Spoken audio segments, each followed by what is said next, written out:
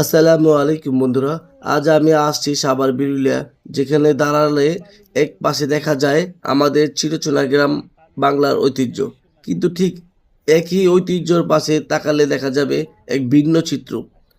এই যে লম্বা ডেজারের পাইপগুলো দেখা যাচ্ছে, এগুলোর মাধ্যমে নিচু জমিগুলো ভরাট করা হচ্ছে, যেখানে কিছুদিন আগেও হয়তো ধানের ফসল, মাছের চাষ হতো।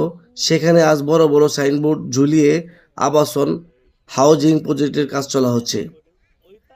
এই যে দেখুন আমাদের সামনে বা পিছনে খড়ের পালা, যেখানে গ্রামীণ জীবন তার নিজস্ব গতিতে চলছে।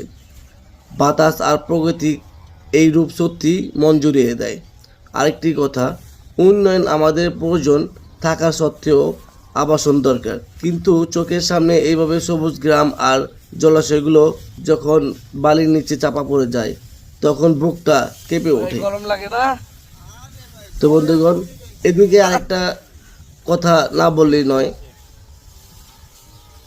আধুনিক ছোঁয়া ও অন্যদিকে প্রকৃতি হারিয়ে যাওয়া, এই দুয়ের মাঝে আজ আমরা দাঁড়িয়ে আছি। আমাদের এই চিরচেনা গ্রামীণ ঐতিহ্য কি তবে শুধুই স্মৃতি হয়ে থাকবে? বন্ধুরা কমেন্ট করে জানাও এবং শেয়ার করতে ভুলবেন না।